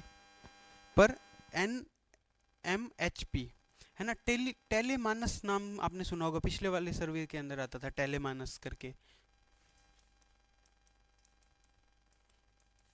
जो मतलब आपसे बात करता था, और आपको अगर कोई ऐसा थॉट आ रहा है कि आप डीमोटिवेटेड हो, डिप्रेस हो, तो आपसे बात वगैरह करने की। अच्छा, इस प्रोग्राम को ना डिस्ट्रिक्ट लेवल पे भी चलाते हैं ये लोग, तो DMHP district mental health program नाम से भी चलाते हैं। सर्वे में नहीं दिया है तो हमें बहुत ज़्यादा, ये कोई अब का प्रोग्राम नहीं है, ये 1982 का प्रोग्राम है। तो मतलब हाँ, तब से काफ़ी पुराना प्रोग्राम है, और आपको लगता भी है कि ये ज़रूरत होगी, है ना। तो इसलिए अपने को थोड़ा इसके बारे में डेटा दिया नहीं हुआ, तो हमें सिर्फ यही ध्यान रखना है कि ये सब डिस्ट्रिक्ट लेवल पे भी चलता है ये, और साथ के साथ ये टेलीमानस वगैरह भी इसमें पहले चलता था। अच्छा जी, अब आ जाओ राष्ट्रीय फ्लोरोसिस पे।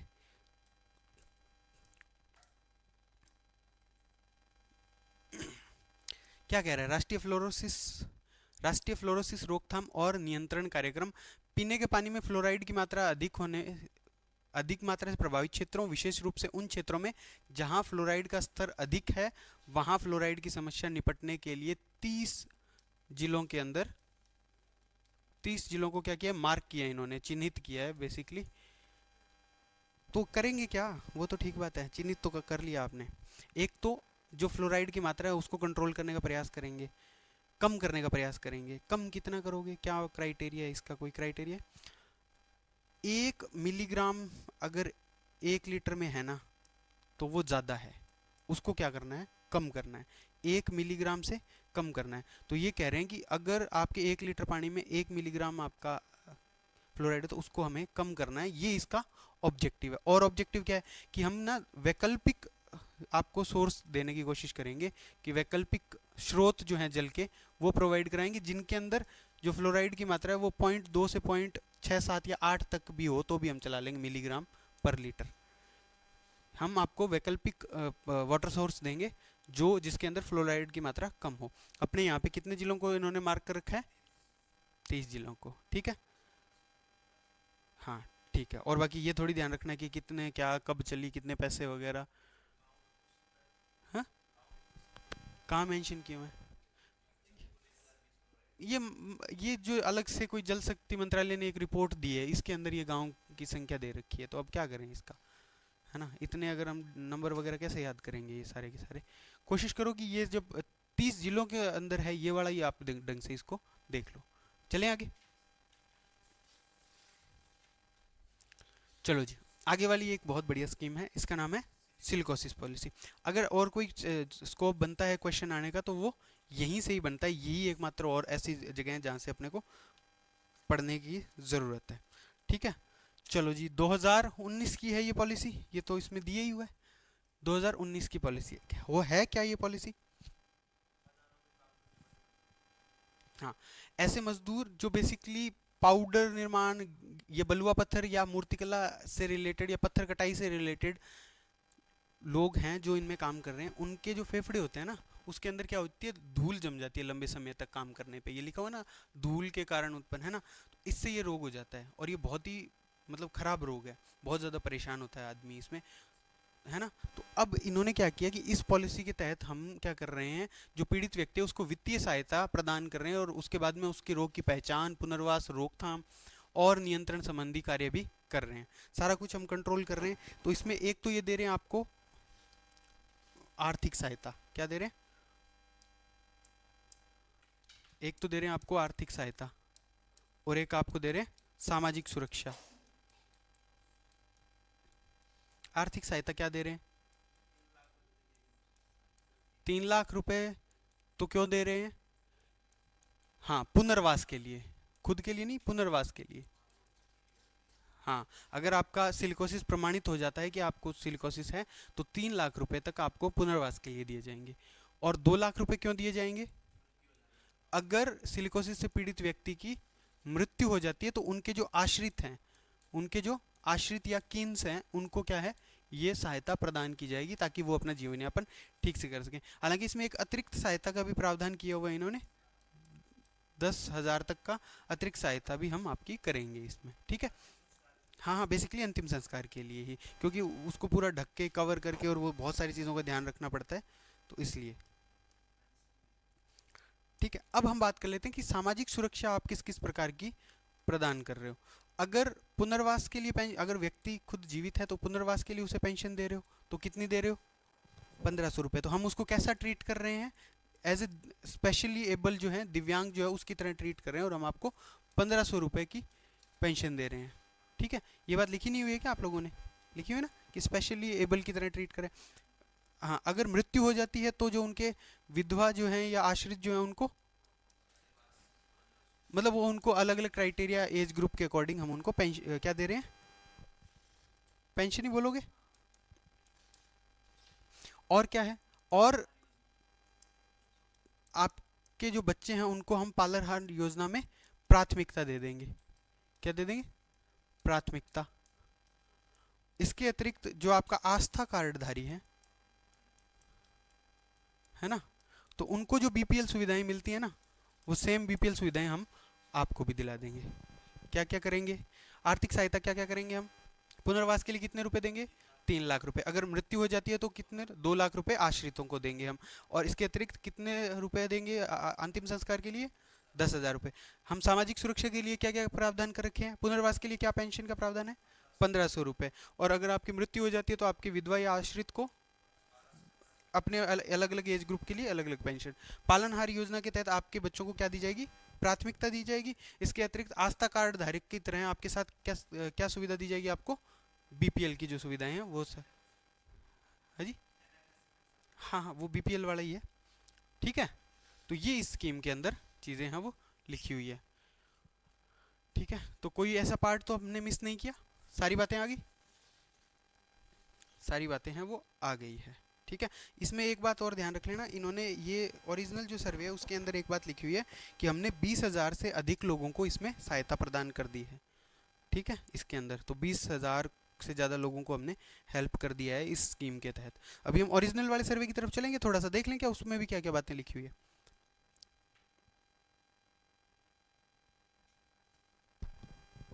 बस थोड़ा सा ही है चैप्टर, इसके बाद में बहुत ज़्यादा डिटेलिंग की बात कुछ नहीं है इसके अंदर। चलो जी, ये आयुष्मान आरोग्य वाला अपन ने देख लिया है ना।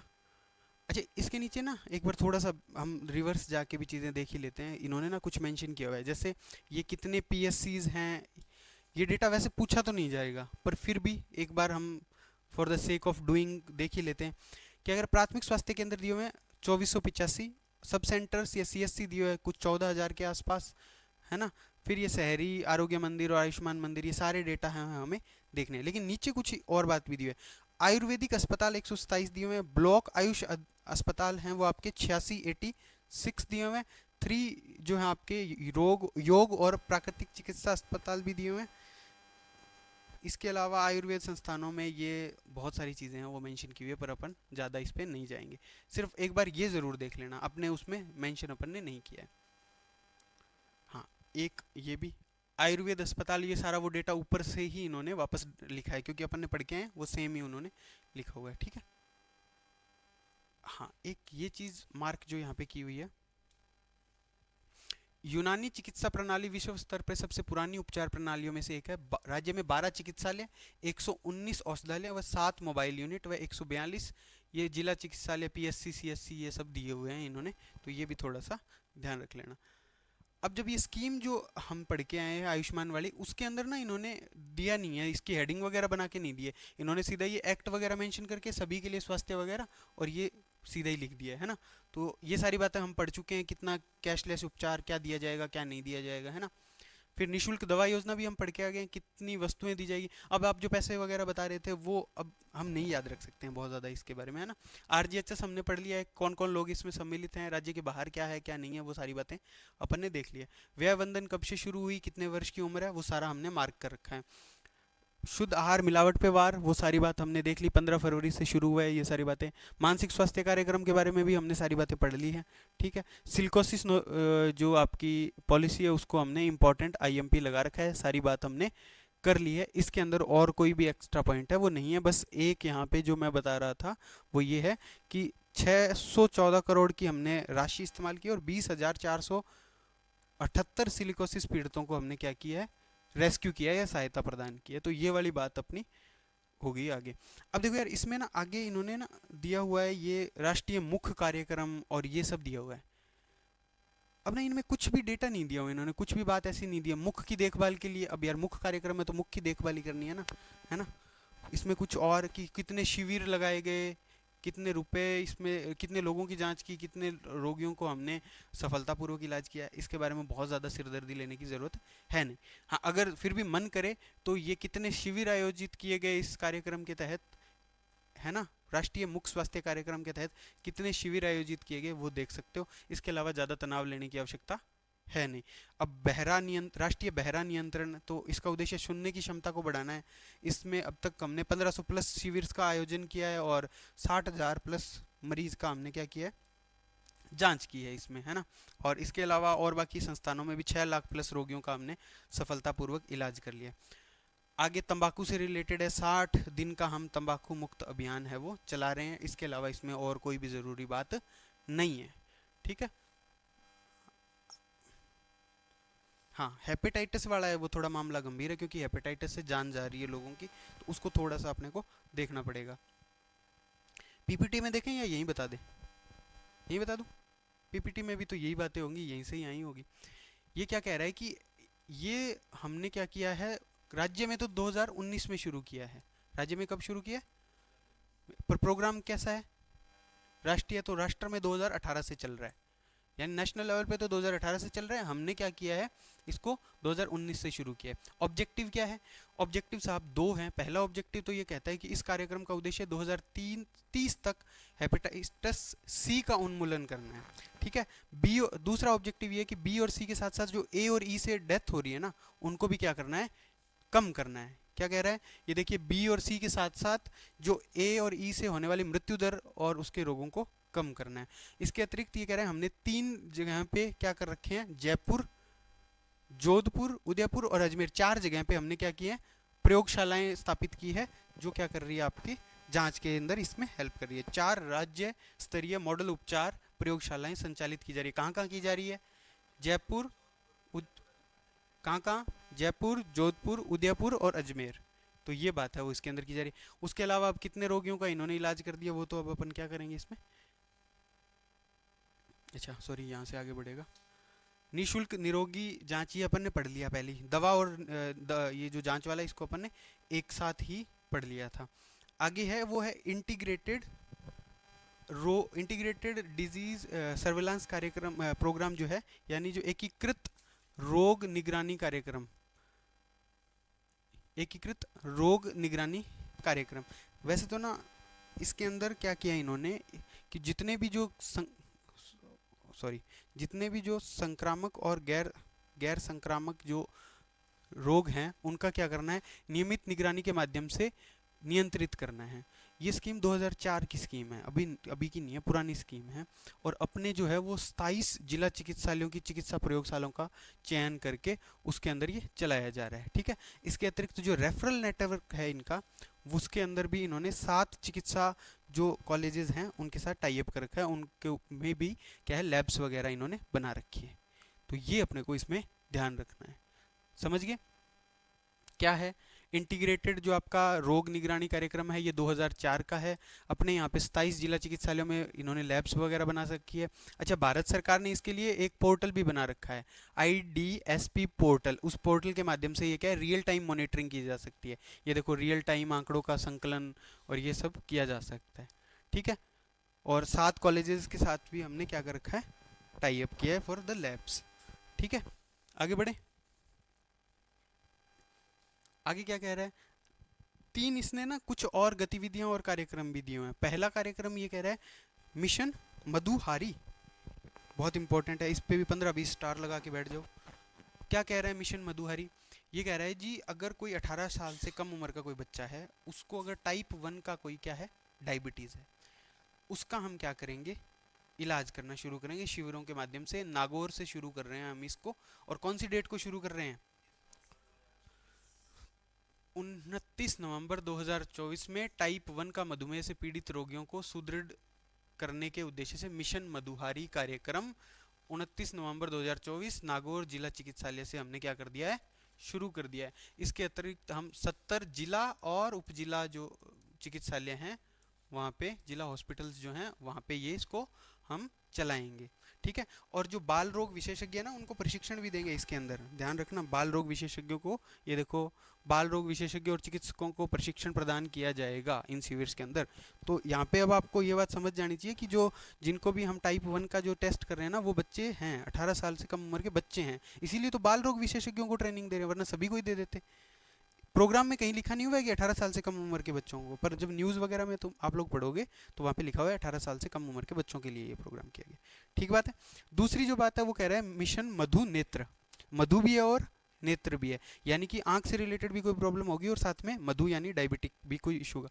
इसमें क्या कह रहा है, ये कोई डायबिटिक रेटिनोपैथी होती है उसका इलाज करवा रहे हैं।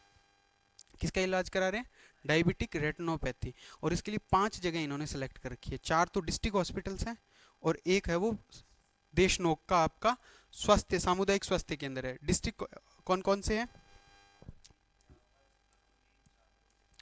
पाली, ब्यावर, करौली और जालोर। पाली, ब्यावर, करौली, जालोर।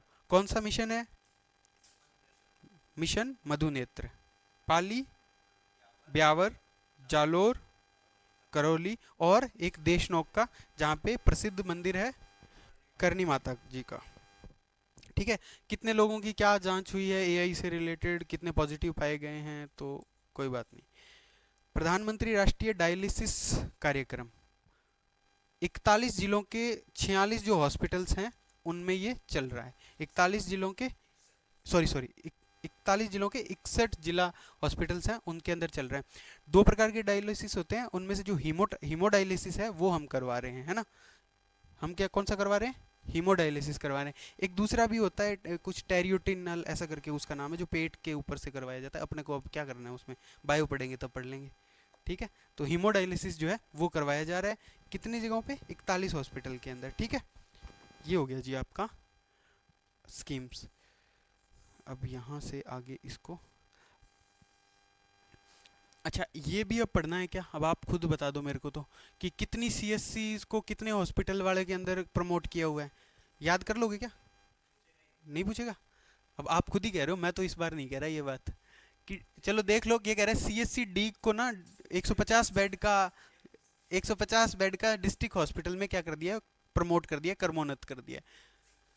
नीचे दो डेटा दिए हुए हैं ना, उनको ये ढंग से देख लो, ये अपने नोट्स के अंदर ऐड भी कर लेना। क्या कह रहा है, जो पृथ्वीराज नगर जयपुर का और बाल मुकुंदपुरा अजमेर रोड पे 50 हॉस्पिटल के दो नए सैटेलाइट हॉस्पिटल बना दिए इनको। दो नए सेट, अपने नोट्स में ऐड कर लो इस बात को। नहीं नहीं नहीं लिखा हुआ है, हमें पता है, लिख लो इसको। दो नए सैटेलाइट हॉस्पिटल हैं वो बनाए गए हैं, सैटेलाइट हॉस्पिटल हैं वो बनाए गए हैं। फिर ये भी नोट कर लो, रामगंज मंडी का जो डिस्ट्रिक्ट हॉस्पिटल, हाँ हाँ, मुरलीपुरा और प्रतापनगर और कमला नेहरू हॉस्पिटल कांकरोली को भी सैटेलाइट हॉस्पिटल के रूप में प्रमोट यानी कर्मोन्नत किया गया है, इनको प्रमोट कर दिया गया है। ठीक है, तो ये दोनों बातें एक बार देख लेना ढंग से। इसके अलावा इसमें कोई बहुत ज़्यादा चीज़ें हैं वो लिखी हुई है नहीं। ठीक है, समझ गए, नोट कर लो इस चीज़ को।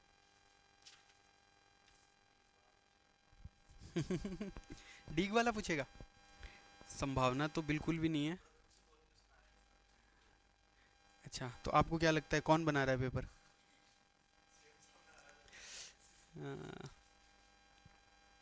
ठीक है, सुनेल जो है झालावाड़ के अंदर, उसको भी हमने सैटेलाइट हॉस्पिटल के रूप में प्रमोट किया है, ये भी नोट कर लेना। अगला जो है वो कह रहा है जी, राष्ट्रीय एड्स नियंत्रण कार्यक्रम। इसका ना 5वां चरण चल रहा है, वैसे तो अभी यहाँ पे कहीं लिखा हुआ हो तो बेटर है, वरना आप ही लिख लेना, है ना। 2021 से 2026 के बीच में इसका 5वां चरण चल रहा है। ये 92 से चल रहा है, अभी से नहीं, पुराना है काफ़ी। तो काम क्या करेगा ये, जो राजस्थान राज्य एड्स नियंत्रण सोसाइटी है वो इसको इम्प्लीमेंट कर रही है, और ऑब्जेक्टिव है एचआईवी संक्रमण के प्रसार को रोकना और कम करना। कितने नमूने इकट्ठे किए गए, क्या कुछ किया गया, वो सब बातें छोड़ो, पर ये कह रहा है कि मेडिकल कॉलेज, जिला चिकित्सालय एवं चयनित केंद्रों में कार्यरत सभी 53 यौन संचारित संक्रमण एसटीआई क्लिनिकों पर निशुल्क परामर्श और परामर्श परीक्षण एवं दवाएं प्रदान की जा रही है। 53 जो एसटीआई जो क्लिनिक्स हैं उनके ऊपर, और 28 एंटी रेट्रोवायरल थेरेपी जो ART सेंटर्स हैं, और 8 PPP ART सेंटर्स है, ये सब इन्होंने बता रखे हैं। तो ये वाला ज़रूर याद रखना, 28 वाला, क्या पता पूछ ही ले। लेकिन नेशनल लेवल का प्रोग्राम है तो बहुत रेयर चांस हो जाते हैं कि ऐसी कुछ बातें आपसे पूछी जाए। ठीक है, अब भाई चैप्टर वैसे तो कुल मिला के हो चुका है कंप्लीट, लेकिन कुछ कुछ बातें इसके अंदर अभी भी हैं। जैसे क्या बातें हैं, जैसे क्या बातें हैं, अब ना ये आयुष के अंदर क्या क्या किया है, ये आयुष के अंदर अब यार किसके अंदर कितने हॉस्पिटल बनाए हैं, कितने करोड़ रुपए की दवाएं दी हैं, कितने प्राकृतिक योग हैं, कितने आइसोलेटेड आयुष सुविधाएं देंगे, ये सारे ना याद तो किए जा सकते नहीं है। पर हम क्या करेंगे, इसमें ना आपको कुछ कुछ मार्क करके दे देंगे।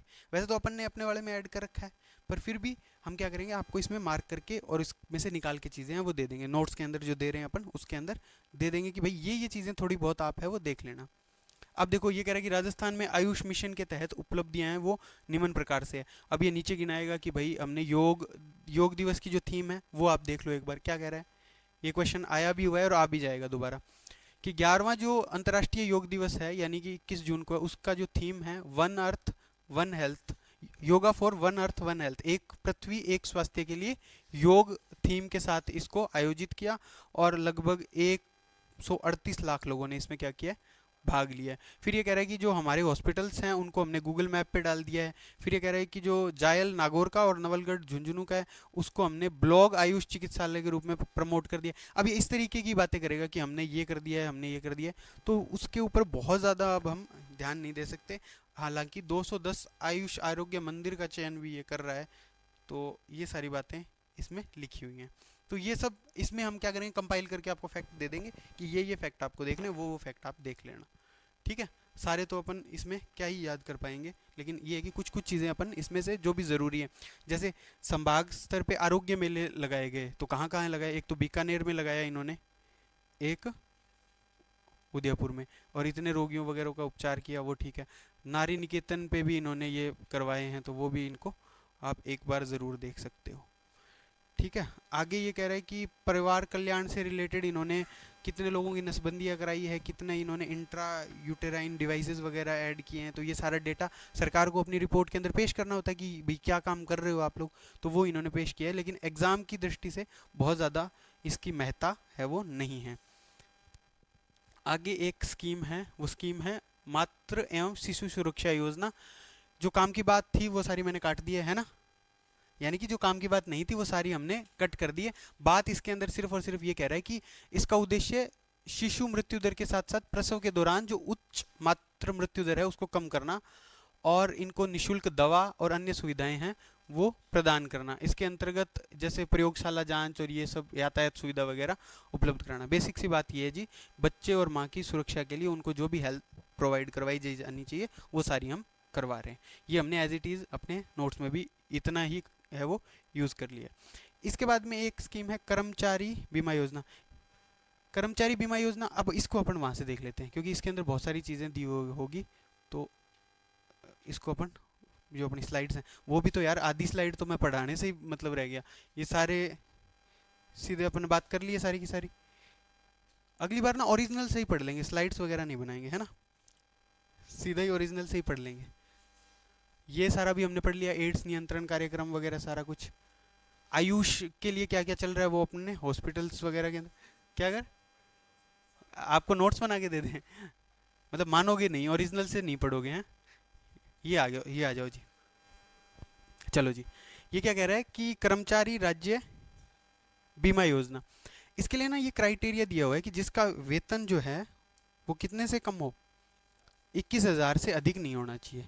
ठीक है, 21,000 से अधिक नहीं होना चाहिए, तो हम आपको क्या करेंगे, कवरेज प्रदान करेंगे। किस चीज़ की, चिकित्सा और सामाजिक सुरक्षा प्रदान करने के लिए। सिंपल सी बात है कि जो भी कारखानों, होटलों, निजी चिकित्सा संस्थानों, शैक्षणिक संस्थानों, विभिन्न क्षेत्रों में जो कर्मचारी काम कर रहे हैं उन सभी कर्मचारियों को कवर कर रहा है।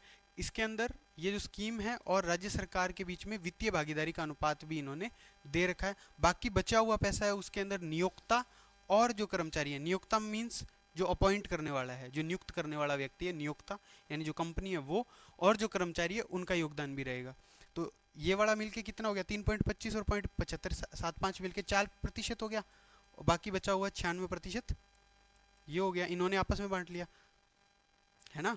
12×8 96 ही तो होता है, 7:1 देखोगे तो 100 का तो हो नहीं सकता, 7:1 का हो जाएगा। हाँ, मैथ तो अच्छी है तुम्हारी। ठीक है, इसके बाद में ये कह रहा है कि हमने इसमें 3 हॉस्पिटल्स हैं वो इंक्लूड किए हैं, एक तो जोधपुर का, एक भीलवाड़ा का और एक पाली का, और फिर इतने औषधालय भी हमने इसके अंदर इंक्लूड किए हैं। ठीक है, जयपुर का मॉडल है वो अस्पताल, और भिवाड़ी, उदयपुर, बीकानेर, अलवर के अस्पताल भी इसके अंदर ये फैसिलिटी वगैरह हम आपको प्रोवाइड करवा रहे हैं।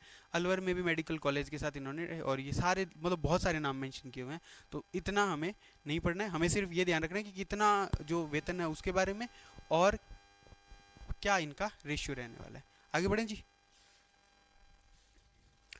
हाँ जी, अब ये लास्ट है बस, इसके बाद में अपने को बहुत ज़्यादा दिमाग नहीं लगाना, बस सिंपल है। इसके अंदर ये कह रहा है राष्ट्रीय स्वास्थ्य मिशन है, ये स्वास्थ्य मिशन है, इसके बारे में ना इसने स्वास्थ्य मिशन के बारे में तो कुछ बताया नहीं, ये यहाँ पे आशा सहयोगिनी वगैरह इनके बारे में बताने लग गया है यहाँ पे, है ना। ग्रामीण जो स्वास्थ्य मिशन है वो 2005 का ये बता रहा है। इसके अंदर इसने क्या कहा है कि जो सामाजिक स्वास्थ्य कार्यकर्ता है ना, जिसको आशा कहा जाता है, हाँ, ये जो आपकी एनआरएचएम गतिविधियां होती है इसके लिए क्या है, हेल्प करती है। और 20 वर्षों से हमने बहुत बड़ा सामुदायिक एक हमने मॉडल बना दिया है। काम क्या करती है, जो आशा सहयोगिनियां होती है ना, वो जो आपकी एएनएम होती है, अरे एएनएम कहाँ वर्ड लिखा होगा अब इसमें, ये रहा, हाँ, जो आपकी एएनएम है और जो आपकी आंगनवाड़ी कार्यकर्ता है उनके साथ मिलकर काम करती है। एएनएम यानी कि जो आपका स्वास्थ्य विभाग है, और आंगनवाड़ी जो आपका महिला और बाल जो विकास वाला कार्य जो है ना, मंत्रालय विभाग है जो आपका ये, और चिकित्सा विभाग जो है ये, इनके बीच की कड़ी है, यानी कि इन दोनों को जोड़ के रखती है। समझ गए आप मेरी बात। आशा का क्या काम है, एएनएम और आंगनवाड़ी के साथ मिलकर काम करना, और जो बच्चे हैं और जो महिलाएं हैं, गर्भवती महिलाएं हैं, उन सबको स्वास्थ्य से रिलेटेड जानकारियां देना, उन्हें वैक्सीनेशन, उनके बच्चों को न्यूट्रिशन, ये सारी सुविधाएं मिले इसका सुनिश्चित करना, और उन्हें जाके बताना कि भाई आपकी ये सुविधाएं आपको मिल रही हैं, आंगनवाड़ी से ये मिल रही है, एएनएम से आपको ये मिल रही है। तो ये बेसिकली चिकित्सा विभाग और महिला बाल विकास विभाग के संयुक्त कार्यकर्ता है। ठीक है, और इसका चयन किसके द्वारा किया जाता है, ग्राम सभा के द्वारा किया जाता है। अच्छा, एक और चीज़ इसके अंदर आपको ध्यान में रखनी है, वो ये ध्यान में रखनी है कि जो आशा है उसको शहर में क्या बोलते हैं?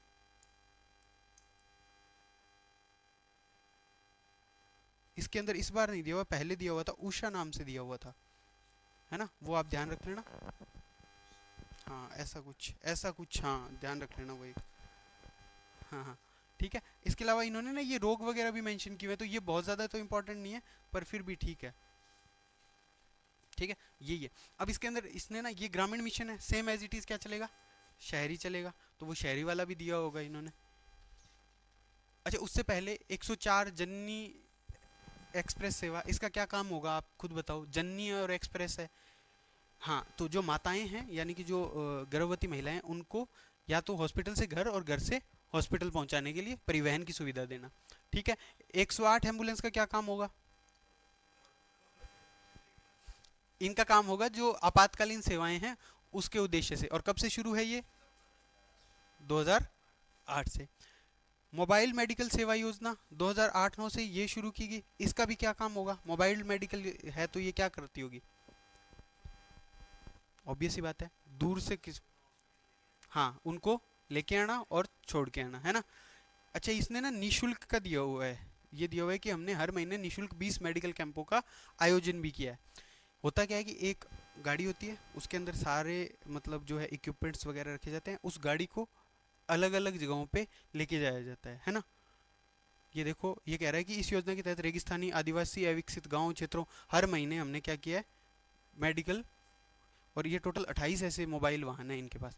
मोबाइल तभी तो, इधर मोबाइल का वो मोबाइल मत समझो फोन वाला, मोबाइल का मतलब होता है एक इधर से उधर जाना है जो चल सके, है ना। मोबाइल का नाम भी मोबाइल इसलिए ही है क्योंकि वो तार से बंधा हुआ नहीं है, आप उसको इधर उधर, मोबिलिटी है उसकी, आप इधर उधर उसको लेके जा सकते हो, इसीलिए उसका नाम मोबाइल है।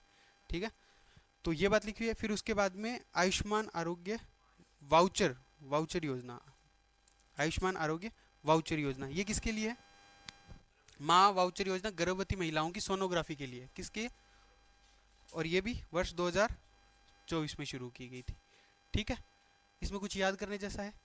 कुछ भी याद करने जैसा नहीं है, बस गर्भवती महिलाओं के लिए सोनोग्राफी के लिए ये सारी की सारी स्कीम है वो चलाई गई है। पीएम अभिम के अंदर भी सेम बस यही बात लिखी हुई है कि इसका उद्देश्य सार्वजनिक स्वास्थ्य की अवसंरचना का विस्तार और सुदृढ़ीकरण करना है, महामारी अगर कोई आए तो उससे इसको लड़ना है, प्रत्येक जिले के अंदर आत्मनिर्भर वगैरह बनाना है।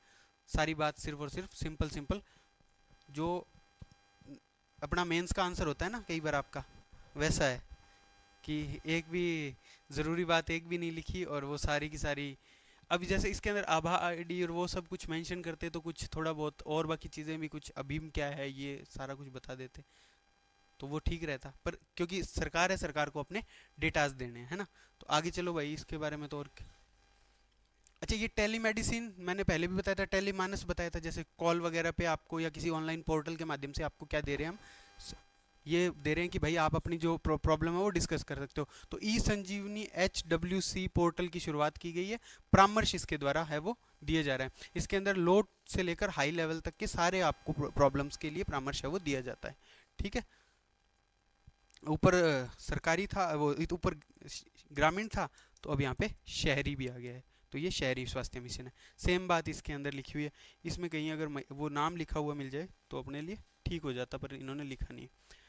चलो जी आगे, अब सीधा सीधा बजट के अंदर क्या क्या बात लिखी हुई है वो जल्दी से देख लेते हैं। बस ये लास्ट इंपॉर्टेंट बात है इसका, फिर ये आज का लेक्चर वाइंड अप कर देंगे अपन। ठीक है, खूब परेशान हो लिए आप लोग। इसमें 3 तो राज राज वाले ही हैं। सबसे पहले क्या है, राज सवेरा।